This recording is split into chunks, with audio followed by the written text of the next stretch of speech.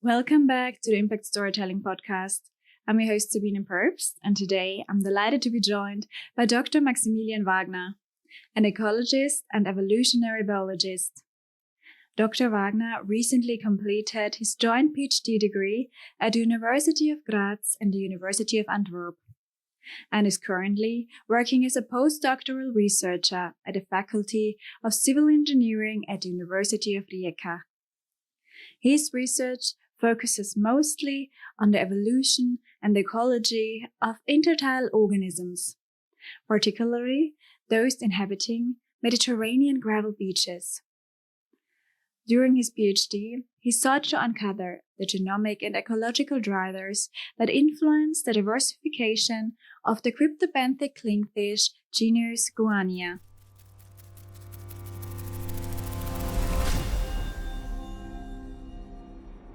Welcome to the podcast. It's a pleasure to have you here. I'm eager to hear more about your latest discoveries in gravel beach environments. Your interest in marine science and your passion for this field began early in your life. You even participated in your first research trip to the Red Sea as a teenager. What initially sparked your interest in marine science, and what was that first field trip experience like? Yeah, hello Sabine. Nice to be on the podcast. Yeah, indeed. Like I had an early start in marine science, mainly due to my parents, who both were divers, and we had like almost all our holidays made in some places where we went diving, like in the Red Sea. And then I basically got very much interested in what I saw there. So this was the early start of my diving and my marine biology career, so to say, when I just went underwater and looked at what I saw. And that also sparked the idea to go to the Red Sea, to visit the Red Sea Environmental Center, which hosted back then students of different universities all over the world, and they did some master thesis there, and I supported them and helped them with the diving. And yeah, that was my first approach to marine sciences. And yeah, it was really exciting to have the opportunity at this early age, also due to my parents who allowed me to go there. So it wasn't very easy to get the permits, of course. Also, we had to request for special permit. As a 15-year-old, you're not allowed to travel alone to Egypt without a special permit. But yeah, it was a great experience. And for my whole development, definitely a life-changing experience as well. Definitely sounds amazing. Did you go there during the school year or in the summer? It was in August, so it was summer break. And yeah, exactly, yeah, in the summer break. So no time off school. And okay. In fact, it was something that really motivated me then later to go to school, especially in this time of your life. You are really much into other things and not so much interested in future or whatsoever. But after kind of being there and seeing what people do and what I maybe can also do in the future, that really motivated me also in school. And there's a significant change in the marks that I had in school, for instance. So you can even measure it kind of scientifically, that I made some progress there with my maturation. Especially in biology or in all classes? Well, funnily, in almost all classes. It's been a funny period during adolescence, to have this experience and then find some meaningful thing. And I think that was anyway one of the greatest gifts I had so far in my life, to find what I want early on, and to focus on this and giving it a meaning early on. And yeah. Yeah, it definitely worked out great with your career. Since your undergraduate studies at the University of Graz, your focus has been on the marine intertidal zones, one of the most demanding environments in the ocean. Could you explain to our listeners who might not be familiar with the term what exactly intertidal zones are and why they are such challenging habitats for marine life? Yeah, the intertidal zone basically means the zone between the tides, so between the upper and low water marks, basically. So everything that happens between low tide and high tide. So this is a zone which is very, very demanding for any kind of life because you have different, mainly big stressors, for instance, salinity changes. You have changes in water levels, so you can easily dry up. You have temperature changes. Imagine during summer and in the Mediterranean rocky shore, it can get up to, for sure, 50 plus degrees directly at the waterline there, and all of a sudden you dry up. And of course, there is mechanical stressors like wave actions going on, or tourists stepping on your heads on the beach, for instance, or on the rocks. Yeah. Does that impact the marine life when tourists or people in general like step on there, or are they used to it because the waves are washing the stones forward anyway all the time? Yeah, so I assume that the impact of humans on the side of mechanical stress is not so big. I guess like most of the animals there are really adapted to these mechanical stresses. I mean, otherwise they wouldn't be there and live there for probably millions of years. And so in fact, this I would say this is one of their minor challenges, even though, of course, thousands and thousands of tourists probably walk around the beach and the rocks and they step on these animals. But yeah, I think it's a minor issue there. There are other problems they have to cope definitely. with. And your research led you to focus specifically on clingfish. You even discovered 3 new species. Could you introduce us to clingfish? What are the key adaptations to gravel environments, and how have these adaptations altered their anatomy compared to typical fish? Yeah, so clingfishes are a group of fishes. It's a fish family that have a peculiar sucking disc on the ventral part of their body. So it's a very specific trait. And these clingfishes, they therefore adapted to very high energetic environments, such as the intertidal zone, or some even went up rivers and streams. And this fish specifically that I study is the blunt-snouted clingfish, and it occurs only in the Mediterranean Sea. And it's the only vertebrate species within Europe that adapted to really live a life specifically within the interstitial of the gravel beach, intertidal zone. So, yeah, they have some, and they look, because of this way they live, very, very special. Like compared to other clingfish species that also occur in the area, they have this very blunt snout, of course, and this worm-like appearance. So they're really, they more look like worms than a fish. So they reduce their fins, they reduce the swim bladder, like many other benthic fishes, but with this specifically, they reduce their eyes. So they really look more like worms than fishes. And that's also very funny when you collect them on the beach and people are curious. They will come and say like, oh, you're collecting worms, or what are you doing there? I mean, first of all, they think you dig like gold, but it's I mean, for biologists, this can be of similar value, but still, yeah, these are indeed fish. So, yeah. Yeah, they're also so tiny. When I think of fish, I think a little bit of something bigger than like your thumb or something. Exactly, yes. I mean, these fish are maximum like 6 centimeters in length. And funnily, the majority of biodiversity of fish are actually very small and hidden. So, and we summarize them by the term cryptobenthics. So they live a very cryptic, hidden lifestyle in the benthic environment on the seafloor. And they're very small, and I think even more fascinating, therefore. Yeah, it's like treasure searching, like you said. And some people think you dig for gold, but in reality, you're looking for some really special animals. Exactly. Yeah. And when you began your research, only one species of clingfish in this environment was known. Now several species have been identified. Do you believe there may still be more undiscovered species in these habitats?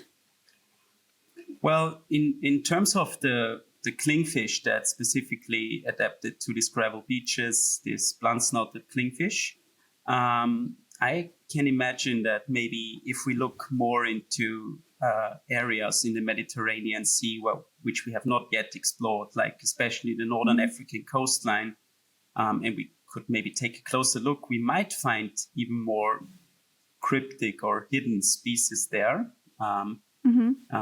But in terms of overall biodiversity in the gravel beaches, I think it's a very unexplored environment. And it's kind of ridiculous because it's the most accessible and easiest to collect environment that you can study. Yeah. But even though it's hard, as we just talked about, you moving all the rocks and all the gravel, it's definitely physically demanding as well. Absolutely, yeah. So if I could travel back in time and do again the decision of studying a gravel beach fish in gravel beaches, I would definitely rethink the consequences for my back, because like for this current study we're doing, I just told Sabine we had like more than 2,400 kilograms of sediments that we carried along. And the coastline here, especially in the area of Rijeka, where I'm currently based at, is very steep. And it's not the most, it's not the, how should I say, it's not the way people think marine sciences work in the first place, I guess. But I think it's rewarding in the end. I mean, you get nice data, you get interesting results, and you probably do something meaningful.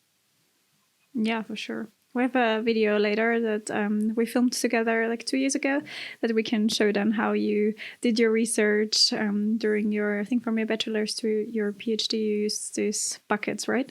Yes. I actually wanted to put a bucket here just to have it. It's kind of my... I just joked with a colleague that it might be a nice tattoo for me. If I ever get a tattoo, I'll get a bucket.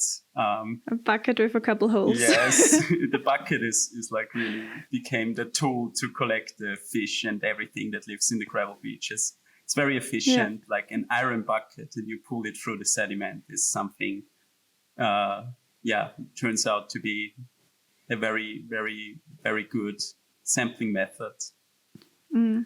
I just remember it makes a horrible noise though when the bucket goes through the gravel. Yeah, absolutely. I think it's not the work I do. I try to avoid the main high peak of the season for exactly this reason, because people are really annoyed by the noise you make on the beach. It just saves a lot of stress and if you don't do it well, there are many people around, and people are also happy if you don't mess up with their well-rewarded time of relaxation. Yeah. How do the different clingfish species you discovered vary from one another? So I think the most obvious difference between the species that we discovered there and described, maybe small sentence there. It's really, I think it was the most surprising finding ever that in an environment like the intertidal, you can find like new species, and then finding like 3 new species, and we rediscovered 2 others. So it's basically, we described and redescribed 5 species. Was quite interesting also to see like that in such an environment, which is so accessible, you can still find something quite new. And the thing is when I started with this, so I used genetics, which is kind of a tool that can help you to identify species very easily, because very often species look very much alike and it's hard to distinguish them. And it's similar with this clingfish. And so I collected these clingfishes from several beaches from Italy and then from the North Adriatic coast from Croatia. And I did some genetics there, and it turns out it's not one, but 3 different genetic lineages that are very much apart. So they are basically different species. And then I looked at the photos again, and the differences became very obvious. And it's not, I would say it's not the most traditional way to describe new species, to have like first the genetics and then the morphological part, but it's definitely more like in time-wise, it's more efficient. And they can be distinguished in 2 main morphotypes. So there is one, if they occur like together, there is always, like in biology we call it in sympatry. So if species occur in sympatry, they occur together. There is always one very slender worm-like morph or phenotype with one more stout morph. So that's the first thing how you can distinguish the species. So first, where they occur, because they have some very strong species boundaries. So for instance, 2 occur in the Adriatic mainly, 2 in the Eastern Mediterranean, and 1 species in the Western Mediterranean. So you already have this geographic difference. And when you take a closer look, for instance, if you go to a beach in Greece and you collect these clingfish and then you have them in your hands, you immediately see, okay, this is more worm-like than the other one who is more stout. So that's how you can distinguish them. And ultimately, you can also go way more into deep and look, for instance, where certain where the mouth starts and so on and so forth. So make some under the microscope some proper determinations. But for the field, which is more important, I think, than for the laboratory stuff, it's very easy to, if you have these 2 informations, where they live and where you collected them and how they look like, kind of. Cool. And in Italy, were you also looking in gravel beaches? Because I know there are mostly sandy beaches from where I have been. Yeah. But where did you collect them? So from Messina, we went to Messina, so South Italy. Indeed, so the Italian coastline, especially the Adriatic Italian coastline, is mainly sandy. So it's hard to, maybe they occur there, maybe not, I don't know yet, but it's hard to find gravel beaches that coincide with the gravel size that these fish need to survive and they need to live. But on the Western Mediterranean, Western Italian coast, Western Italian coast, it's very likely they occur there as well, but we haven't sampled there. Yeah. Okay.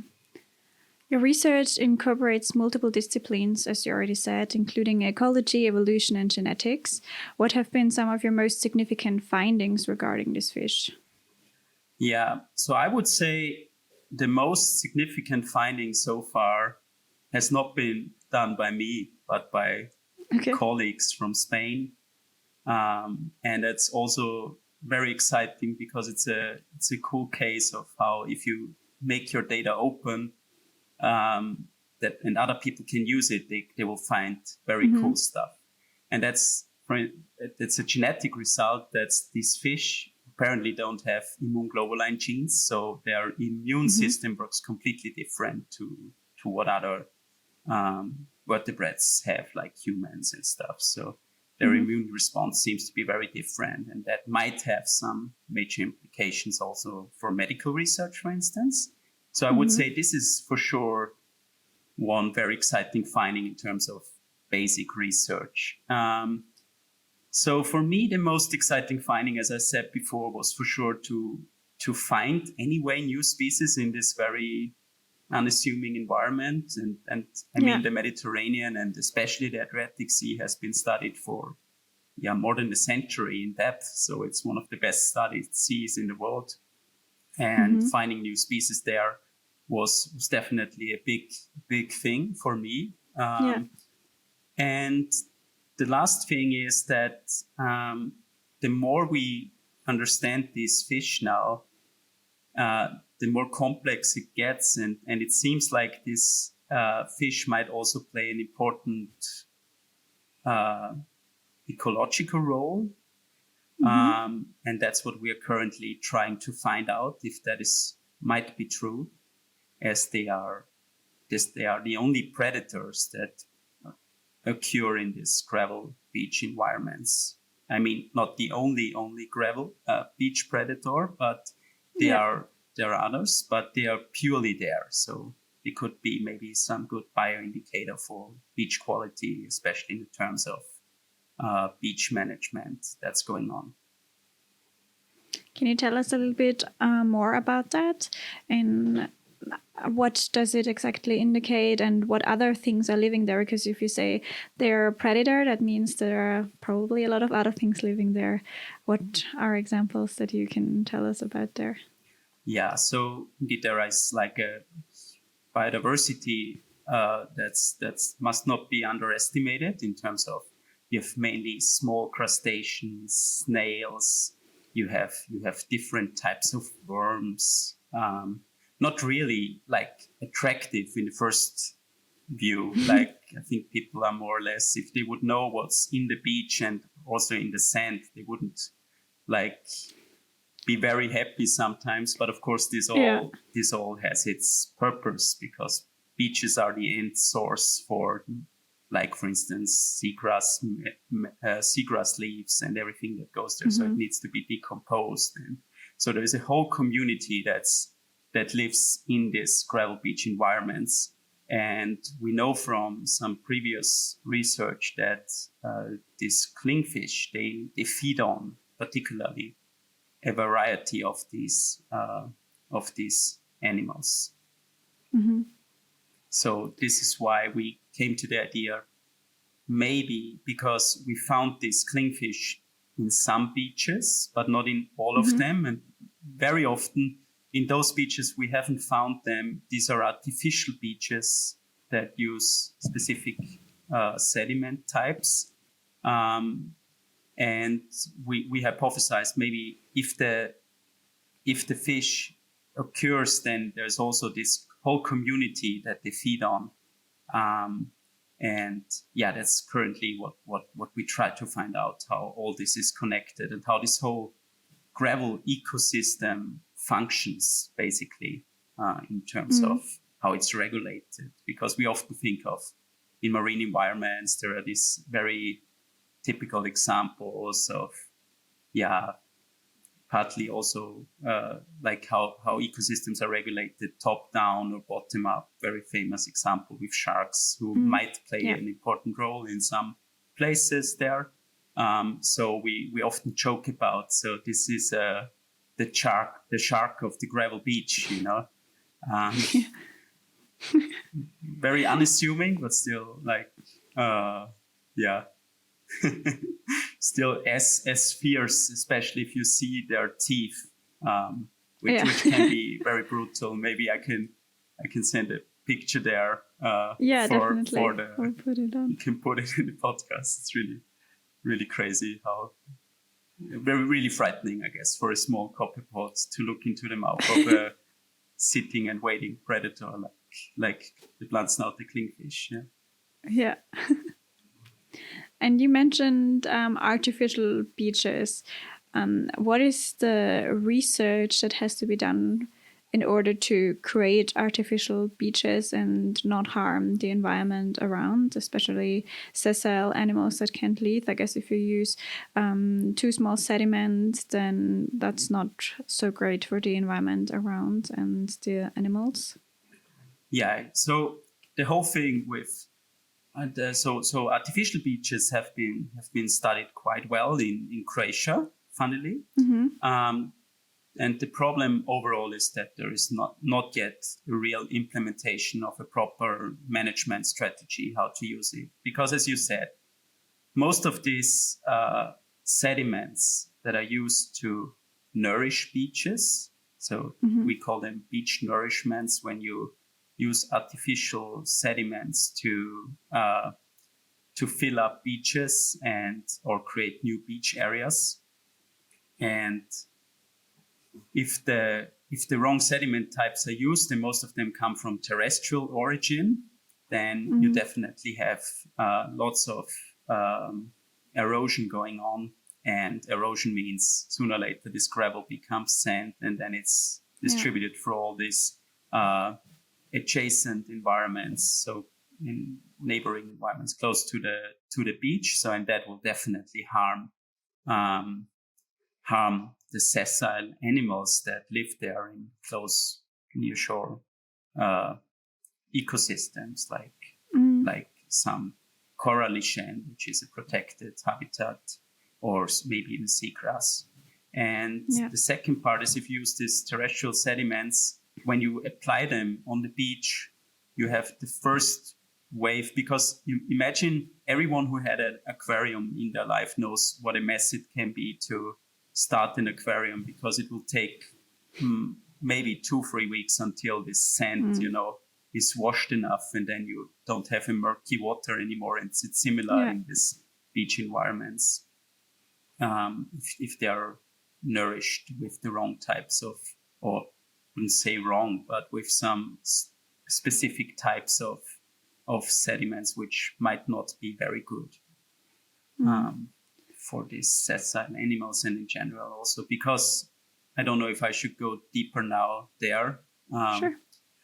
So the whole thing with the nourishment is that it has to be done, unfortunately, because especially in urban areas where this natural balance between gravel beaches that are naturally nourished, so to say, through rivers, for instance, that come in, where this balance is kind of disturbed because there are roads and other buildings there.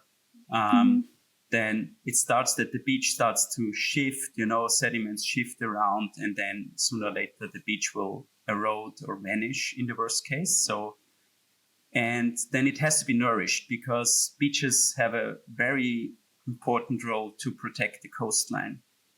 And so by nourishing the beach, you avoid coastal erosion, which will become more and more also due to climate change, for instance. And the problem there is that very often it's not only done where it should be done, but also where people want it to happen. And that's where the problem starts, because if it would only be done in places where it has to be done, like urban areas, I think the impact would not be as big. But of course, in countries that highly depend on tourism, like many Mediterranean countries, including Croatia, the beach nourishment strategies are just like mind-blowing. So the amounts of sediments that are deployed every year were just crazy, and it highly correlates with touristic demands. So that means that new beaches are built in areas where there were no previously beaches, or beaches that should not have been nourished anyway. And there's just a lack currently still of understanding in total how this system works. So how can we design a beach, if we have to nourish it anyway, that it's more sustainable in terms of the biodiversity it hosts, and more longer lasting, for instance, and persistent.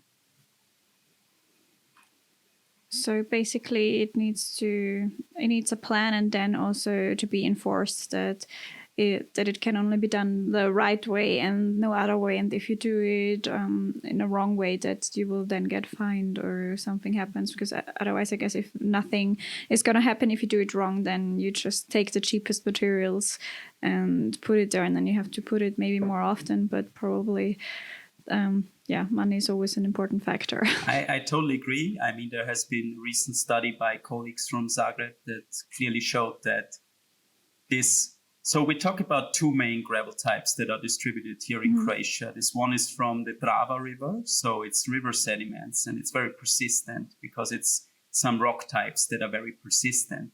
And then you have material from quarries, and the quarry material is usually very small. So it's almost the same thing. It's nice to walk on, it's nice to lay down, and it feels nice, but it's still like the cheapest option there is.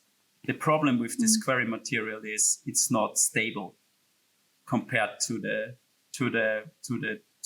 river sediments, for instance, that are used for artificial nourishments. And at the same time, the grain sizes do not match the natural grain sizes that are there. And they both don't really match the natural grain size, either the Drava sediment nor the quarry sediment.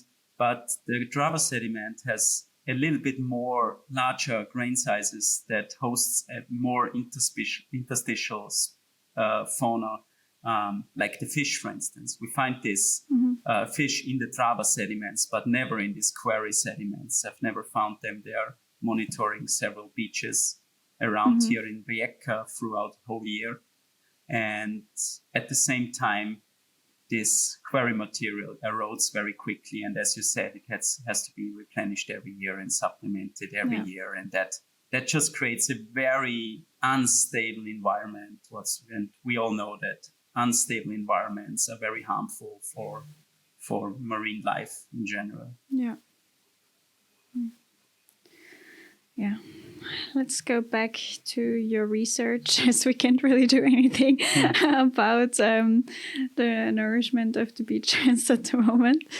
I also have a clip here from the film we made together. Maybe we can look at it and you can tell us how you conduct your research with the bucket that we already mentioned. And then we can also look a little bit how the blunt-snouted clingfish looks like. And we also back then did some videos of other animals living there. I basically take this bucket and pour it in the sediment. I pull it through the sediment.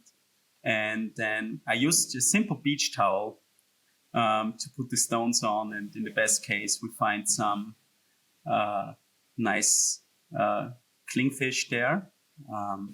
And we can take them to the lab and study them better. Yes, and this is the blunt-snouted clingfish. As you can see, it's a very, so you have to know that all the other clingfishes, they have a very long snout compared to this one. And this one has a very blunt snout and small eyes and a lack of fins, as I told you before. And so it's really well adapted there, and really exciting case of evolution into completely new or in completely new environments like gravel beaches that have not been previously invaded by other species. So, yeah. And here we also have some of the other animals living in gravel beaches. Yes, that's true. So hermit crabs, I think one of the most charismatic crabs out there. They live there, especially in more deeper parts where there's more stable environments. I think these could be more or less like the real losers of beach nourishment that use wrong sediment types, because they need some kind of stable, more or less stable environments, rocks, bigger rocks, but also snails, of course. But most of it is really only visible under the microscope or under huge magnification. So, and that's really the life in between the stones. And that's really hard to film.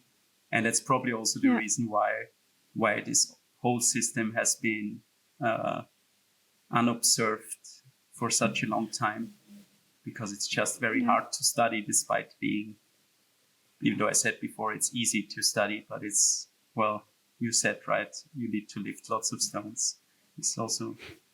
And then after we take the bucket and the fish out, we were very much interested in what kind of grain sizes are preferred by the different species that live in there. So in order to do that, we did a classical sieving cascade. So you basically you check for the amount of different stone fractions in your sample, and then you can later on correlate this with the species that you found, for instance. And this gets very interesting because, of course, in these artificial beaches, you have a dominance of especially one grain size, and that's you can correlate then with all the species community that you found in this beach. And so far, it's still work in progress, but you already see huge differences between, of course, natural beaches, which overall have a very uniform distribution of sediment types. So, of course, you have quite some large stones, then smaller stones. But if you look in comparison to artificial beaches, they always have one sediment fraction, which is really a big outlier. And if this is too small, you mainly see animals that are adapted to live in low oxygen environments, like different worms. Whereas, of course, if you have a big interstitial with huge spaces in between stones, then you have a more rich fauna, like different crustaceans, snails, and the fish, for instance, that live there. So in Croatian beaches, there is a lot of movement from tourists, a lot of tourists coming there, and a lot of them don't know what lives in and around beaches. And often they also leave things there that shouldn't be on beaches. What are the worst things they could leave there that really harms the environment, and what should they take care of when visiting beaches? Yeah, so I think in terms of what people should not leave on beach, I think the answer is obvious. It's kind of any trash. I mean, beaches are also the end source of trash. So if you have ever been to any Croatian, like small bay, very remote bays, even like coves on some islands, you find trash almost everywhere, which is not 100% from people who go there, but in general, this is all a big connected system. You know, there is storms going on, and then there's the trash moves around. But of course, if I would be on a beach, one of the main things, and I'm a smoker, for instance, I mean, I'm not a personal smoker, just a hypothetical example. So if you're a smoker, you should definitely take your cigarettes with you. I mean, cigarettes are the number one problem that we also find during beach cleanups on different various beaches. And I still don't know how people can't be aware of this, but take your cigarette butts with you and just throw them in the trash or whatever. Some NGOs, like also we at Marimundi, we have this ashtrays that you can take, these pocket ashtrays. Maybe these are also some cool stuff that people can buy or take with them if they're really, really into smoking and need to do this. But yeah, of course, taking everything you take, but that applies to anywhere when you go out in nature. I think it's a really, even sometimes bananas can be not the nicest view for anyone who comes after you. So try to take every kind of trash, but I think above all, inform yourself where you go to. Because often hotels, you know, they really advertise, they have this nice sandy beach and they really want people to attract with nice pictures that it looks like somewhere in the Bahamas, you know, and there are palm trees. And I can tell you both is not really natural in the Mediterranean. So be aware that when you go, for instance, to the Croatian coast, that, I mean, even though there are some sandy beaches, but in very, very restricted, only few, that often when it looks like a sandy beach, that it might not be a real, like, natural origin beach. Yeah. And just appreciate that the water quality in Croatia, that what people love, because it's not murky. You can go snorkeling, you can go swimming. It's this pristine, crystal clear waters with huge visibilities. People like go diving there. That's there for a reason, because it's a rocky shore, it's a rocky coastline, and not like the Italian coastline, which is naturally a sandy coastline, which is also fine and nice. But so try to think where you want to go and what it I don't know what the consequences could be also with supporting this some of these institutions. And I think this is number one priority anyway, because nowadays I think we lack more and more our understanding for natural environments, and we think something is natural even though it's not. And so I think it's also our duty as researchers and scientists to create more awareness about how complex sometimes ecosystems are, and that people also know what to look at. I think we all kind of lost the ability to look and find wildlife. And as a biologist, you're quite privileged because you are exactly trained to see life everywhere. But this doesn't necessarily mean that the general public is able to do this anymore. And definitely, we get more and more retarded in that aspect, I would say, to really enjoy real nature and wildlife. And it's so simple on the other hand. But of course, it's more fun if you know what you're looking at.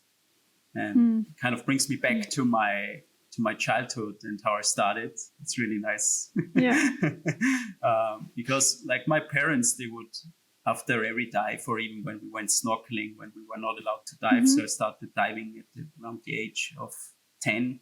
So back then it was really difficult to get like this junior open water diver that's now very, very common. But before that we went snorkeling, and after this we would sit together and with a book, and look, what kind of fish did you see, And I think having this privilege of like growing up in an environment where, and my parents are both not biologists, so they also don't know what they see, but it's just to, to have the opportunity to look into a book and say, oh, I saw this, I saw this, I saw that, and I saw this butterfly or whatever. I think it's a huge privilege, and it should be trained more, also in schools, and that automatically create awareness, because you would only find this emotional bonding to nature once you see and you realize and you recognize certain stuff. Like every diver knows that, who is interested sooner or later in what they see, like during their dives.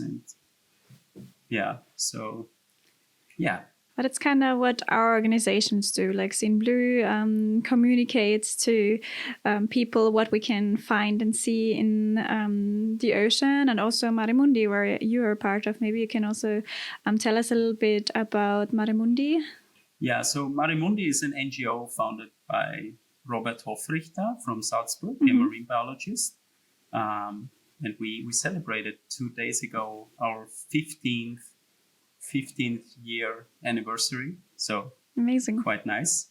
And our main project is an environmental education center on the island of Krk.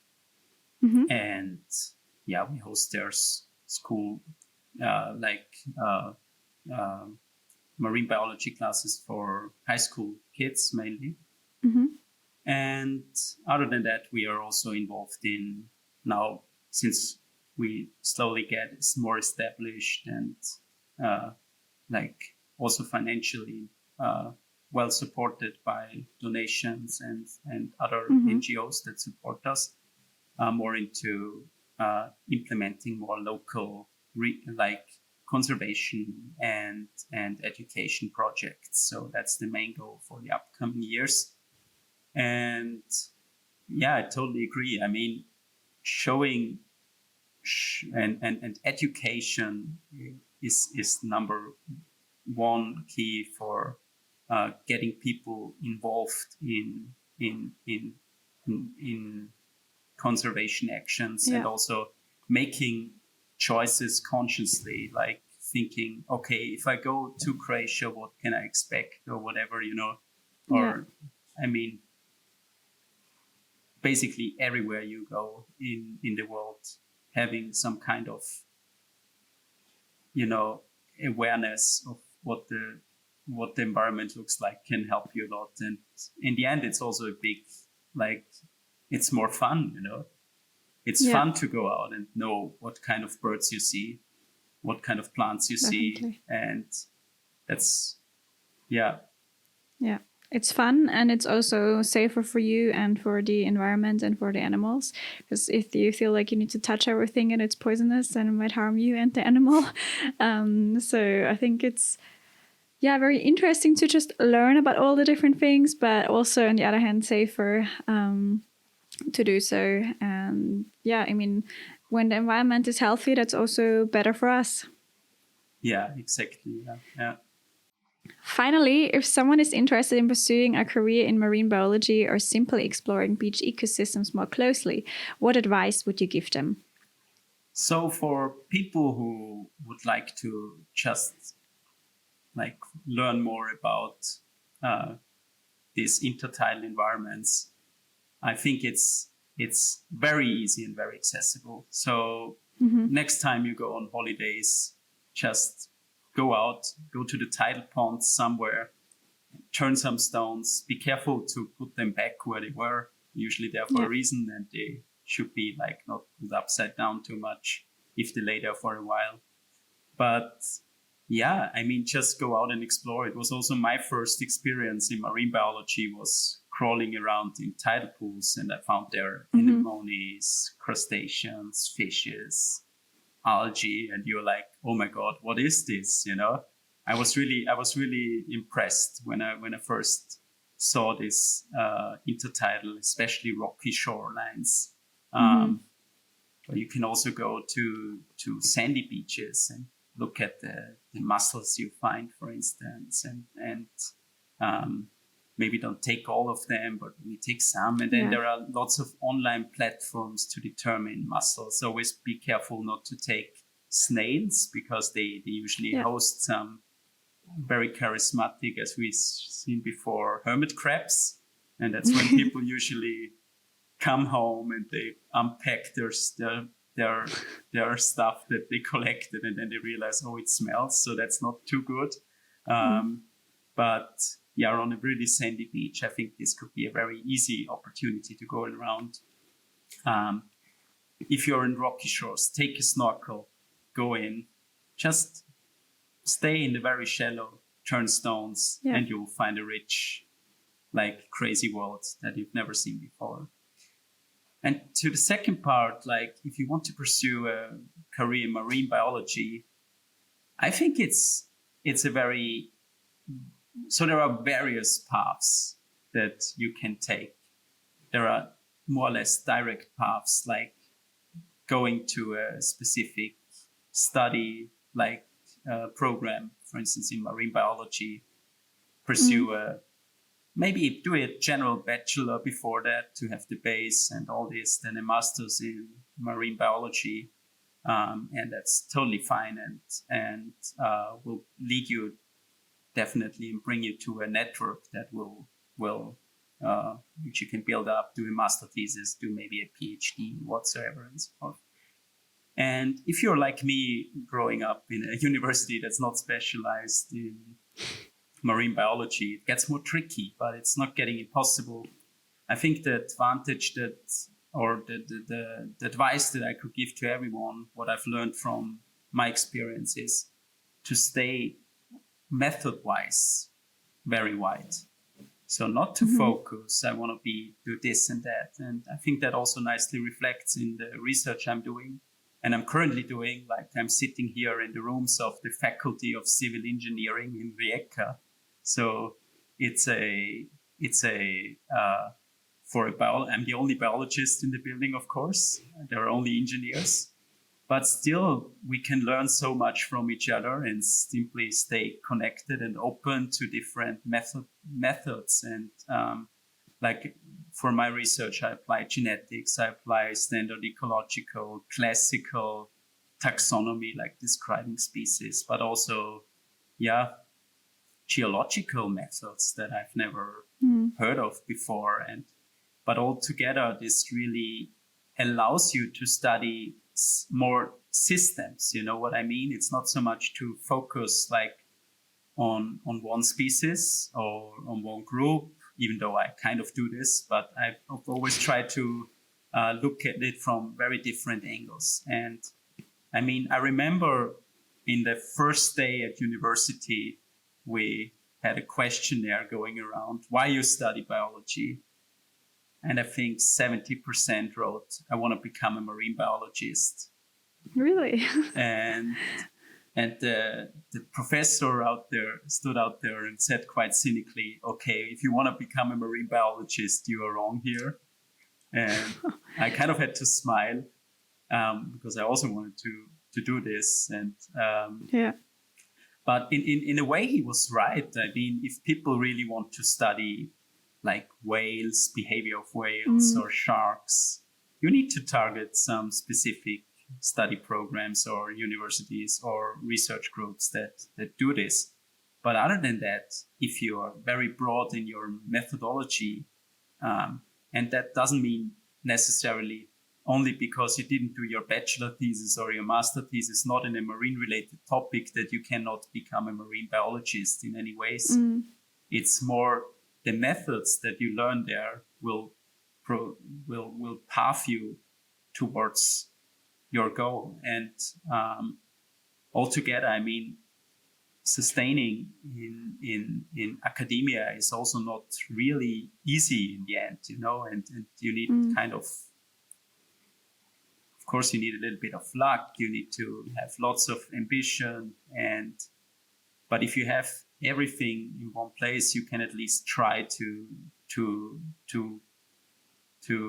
make a career in marine biology, even if you're not totally from a university that does marine biology in a special field or in their study programs. So just like be ambitious, be curious, and be also curious for different ways to study things, and not just I'm a geneticist and I only do genetics research. Kind of. I mean, it can also bring you far, but if you do it only like this, you're probably anyway more interested in bigger genetic questions than general marine related topics or something.